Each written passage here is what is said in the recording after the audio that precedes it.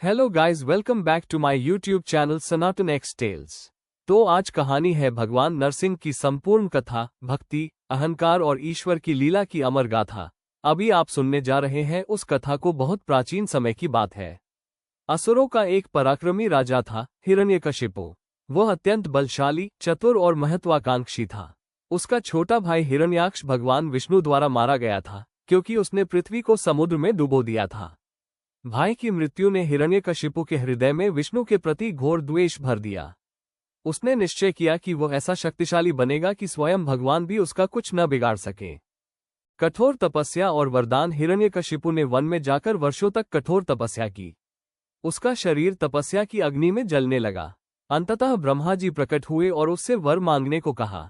हिरण्यकशिपु ने चतुराई से ऐसा वर मांगा कि उसकी मृत्यु न दिन में हो, न रात में, न घर के भीतर हो, न बाहर, न मनुष्य के हाथों हो, न पशु के, न किसी अस्त्र से हो, न शस्त्र से, न पृथ्वी पर हो, न आकाश में। ब्रह्मा जी ने यह वरदान दे दिया। वरदान मिलते ही हिरण्यकशिपु का तपस्वी मन अहंकार में बदल गया। वो स्वयं को ईश्वर मानने लगा। उसने घोषणा कर दी, अब इस संसार में मेरे सिवा कोई भगवान नहीं। इसी हिरण्यकशिपु के घर जन्म हुआ एक दिव्य बालक का, प्रहलाद। आश्चर्य की बात यह थी कि असुर कुल में जन्म लेने के बावजूद प्रहलाद बचपन से ही भगवान विष्णु का परम भक्त था।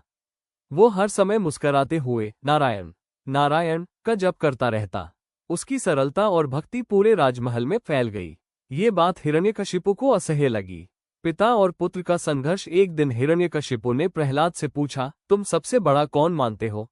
प्रहलाद ने शांत स्वर में कहा, पिताजी, सबसे बड़े भगवान विष्णु है। ये सुनकर हिरण्यकशिपु क्रोध से कांप उठा।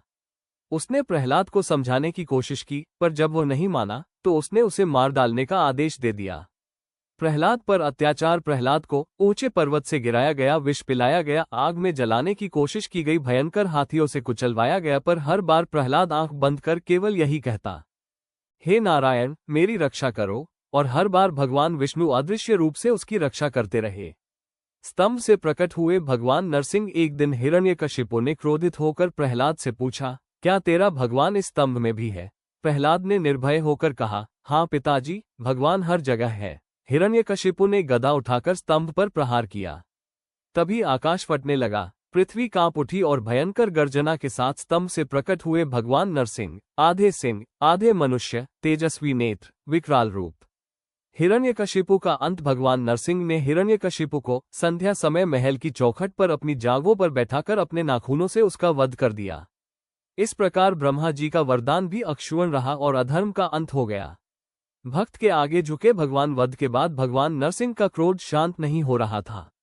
देवता भी भयभीत थे। तब छोटा सा बालक प्रहलाद आगे आया, हाथ जोड़कर स्तुति की।